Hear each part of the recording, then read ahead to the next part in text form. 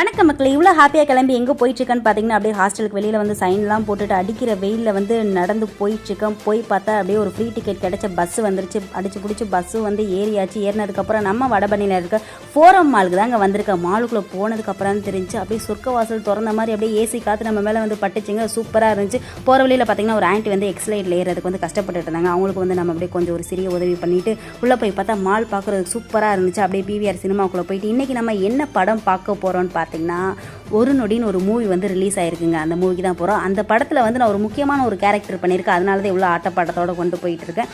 அது மட்டும் இல்லாமல் மூவியும் நம்ம போன டைமுக்கு வந்து ஸ்டார்ட் பண்ணிட்டாங்க. அப்படியே பார்த்துட்டே இருந்த சீன் எங்கடா வந்துட்டுருக்குன்னு டக்குன்னு வந்து நானும் வந்துட்டுருக்கிறேன். ரொம்ப ஹாப்பியாக இருந்துச்சு.